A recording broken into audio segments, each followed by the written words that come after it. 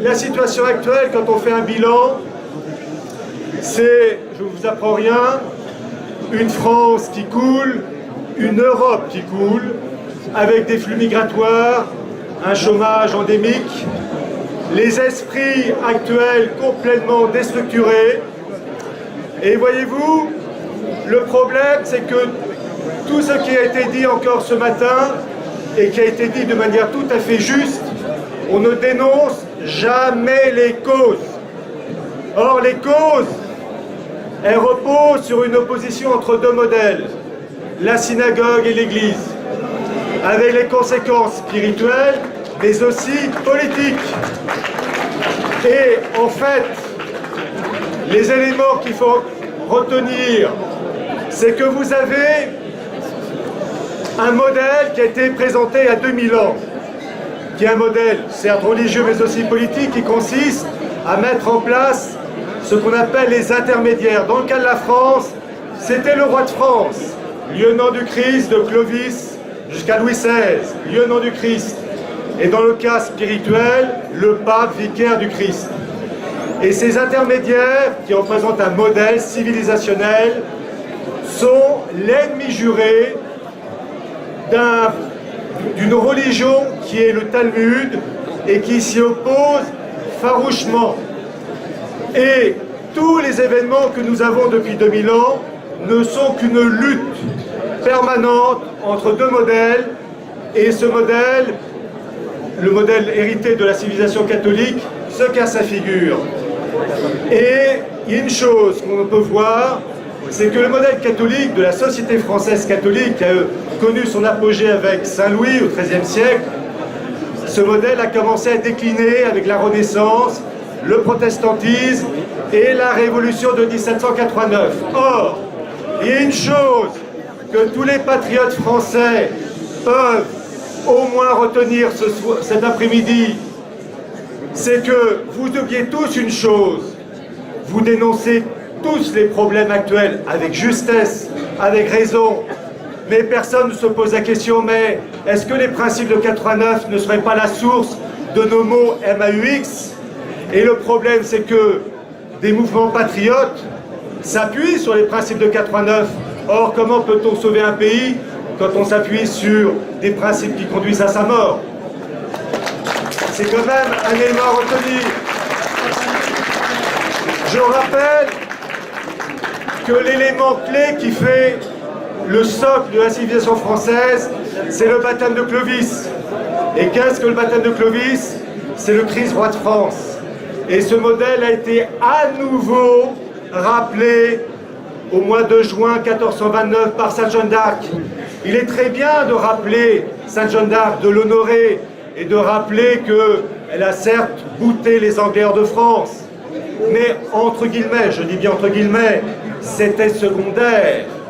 L'élément premier que les partis patriotes ne rappellent jamais, je dis jamais, c'est que l'élément premier, ça a été la triple donation en juin 1429, où Sainte Jeanne d'Arc s'adresse au gentil dauphin et lui demande son royaume.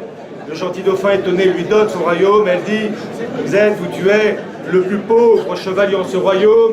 Et elle continue en disant, je donne le royaume à Jésus. Et Jésus parle par, la voix de Sainte Jeanne d'Arc. Et moi, Jésus, je rends le royaume à Charles. C'est ça qu'il faut rappeler le 8 mai. C'est ça. Et je fais remarquer une chose. Aucun parti politique, et entre autres le FN, ne le dit. Et pourtant, c'est l'élément clé. Et à partir du moment où on rappelle cette base, tout le reste suit. C'est-à-dire la remise en place d'une société construite sur, finalement, Christ roi de France, c'est ce que disait Sainte Jeanne d'Arc. Et la chose est archi-officielle, puisque vous avez le fameux rapport, document, le Breviarium Historial, qui a été envoyé au pape Martin V de l'époque, qui rappelle cette fameuse scène de la triple donation de juin 1429. Et donc les événements ensuite de 1789 ne sont que l'opposition, le contraire. Et tous les événements que l'on connaît, destruction de la famille, de la cellule familiale classique, destruction de la nation française, destruction de l'Europe, ne sont que les conséquences logiques de tous ces événements. Je rappelle quand même cette chose, où malheureusement les patriotes français, sauf heureuse exception, n'ont pas de véritable culture politique historique. Il est quand même dommage, pour ne pas dire aberrant, de voir des Français s'opposer avec justesse pour le mariage pour tous et porter le bonnet phrygien.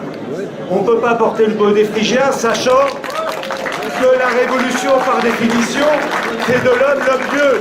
À partir du moment où il a sa propre loi et sa propre référence, il est tout à fait logique de faire tout et n'importe quoi. Je rappelle que vous devez, en tant que patriote français, avoir une véritable connaissance des véritables auteurs de la situation actuelle, qui pour la plupart sont morts et qui continuent à distiller leur poison. Qui connaît aussi Joseph Ratzinger? Joseph Ratzinger, qui est plus important que Jean Monnet, qui entre autres a mis en place la LECE, la Ligue européenne de coopération économique, au début des années 47-48, qui lançait de la CE, ce même Joseph Ratzinger qui a créé le Bilderberg.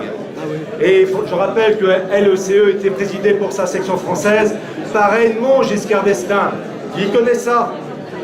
Je rappelle les propos de Richard de Coudenhove-Kalergi, le fondateur de la Pan-Europe, qui en 1925, dans son ouvrage Idéalisme pratique, disait qu'il fallait que l'Europe soit peuplée d'une population, je cite, négroïdo-eurasienne.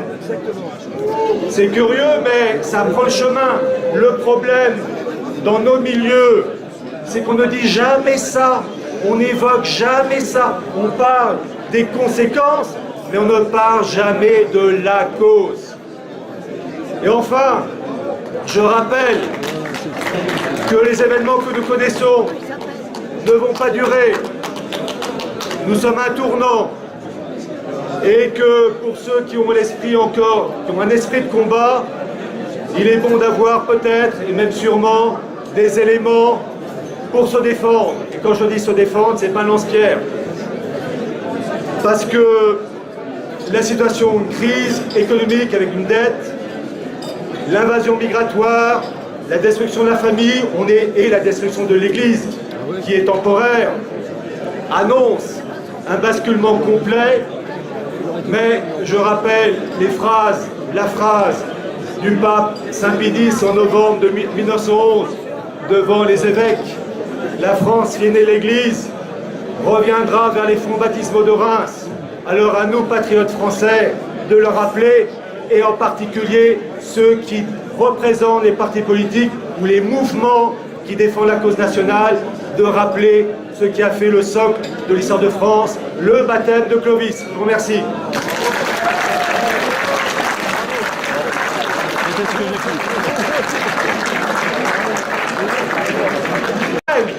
Ne le dit, et pourtant c'est l'élément clé. Et à partir du moment où on rappelle cette base, tout le reste suit. C'est-à-dire la remise en place d'une société construite sur, finalement, Christ roi de France, c'est ce que disait Sainte Jeanne d'Arc. Et la chose est archi-officielle, puisque vous avez le fameux rapport, document, le Breviarium Historial, qui a été envoyé au pape Martin V de l'époque, qui rappelle cette fameuse scène de la triple donation de juin 1429. Et donc les événements ensuite de 1789 ne sont que l'opposition, le contraire. Et tous les événements que l'on connaît, destruction de la famille, de la cellule familiale classique, destruction de la nation française, destruction de l'Europe, ne sont que les conséquences logiques de tous ces événements. Je rappelle quand même cette chose, où malheureusement les patriotes français, sauf heureuse exception, n'ont pas de véritable culture politique historique. Il est quand même dommage, pour ne pas dire aberrant, de voir des Français s'opposer avec justesse pour le mariage pour tous et porter le bonnet phrygien. On ne peut pas porter le bonnet phrygien, sachant que la révolution, par définition, fait de l'homme l'homme-dieu. À partir du moment où il a sa propre loi et sa propre référence, il est tout à fait logique de faire tout et n'importe quoi. Je rappelle, comment peut-on sauver un pays quand on s'appuie sur des principes qui conduisent à sa mort? C'est quand même un élément à retenir. Je rappelle que l'élément clé qui fait le socle de la civilisation française, c'est le baptême de Clovis. Et qu'est-ce que le baptême de Clovis? C'est le Christ roi de France. Et ce modèle a été à nouveau rappelé au mois de juin 1429 par Sainte Jeanne d'Arc. Il est très bien de rappeler Sainte Jeanne d'Arc, de l'honorer et de rappeler qu'elle a certes bouté les Anglais hors de France. Mais entre guillemets, je dis bien entre guillemets, c'était secondaire. L'élément premier que les partis patriotes ne rappellent jamais, je dis jamais, c'est que l'élément premier, ça a été la triple donation en juin 1429, où Sainte Jeanne d'Arc s'adresse au gentil dauphin et lui demande son royaume. Le gentil dauphin étonné lui donne son royaume. Elle dit, tu es le plus pauvre chevalier en ce royaume. Et elle continue en disant, je donne le royaume à Jésus. Et Jésus parle par, la voix de Sainte Jeanne d'Arc. Et moi, Jésus, je rends le royaume à Charles. C'est ça qu'il faut rappeler le 8 mai. C'est ça. Et je fais remarquer une chose.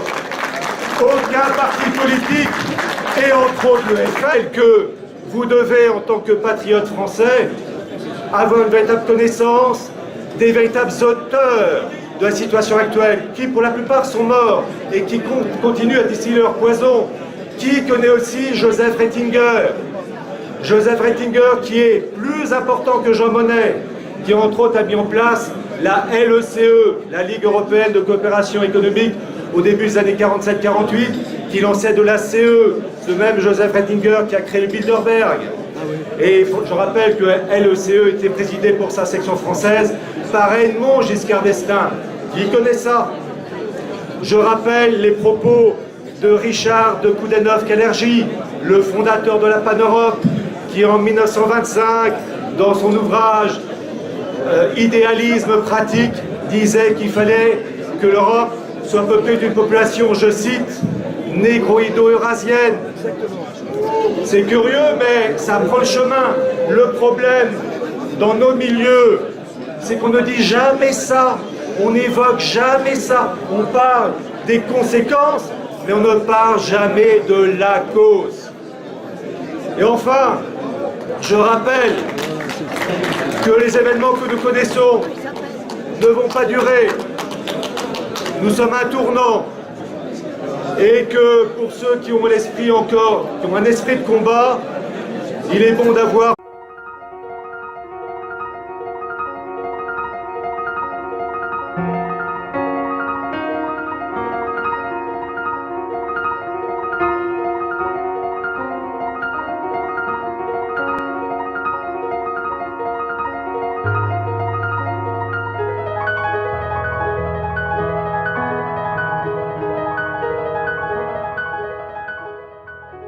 la situation actuelle, quand on fait un bilan, c'est, je ne vous apprends rien, une France qui coule, une Europe qui coule, avec des flux migratoires, un chômage endémique, les esprits actuels complètement déstructurés.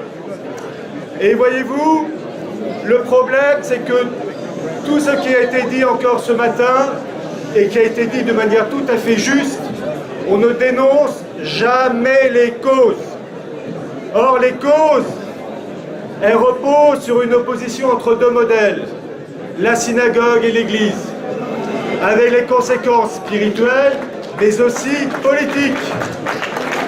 Et en fait, les éléments qu'il faut retenir, c'est que vous avez un modèle qui a été présenté il y a 2000 ans, qui est un modèle, certes religieux, mais aussi politique, qui consiste à mettre en place ce qu'on appelle les intermédiaires. Dans le cas de la France, c'était le roi de France, lieutenant du Christ de Clovis jusqu'à Louis XVI, lieutenant du Christ.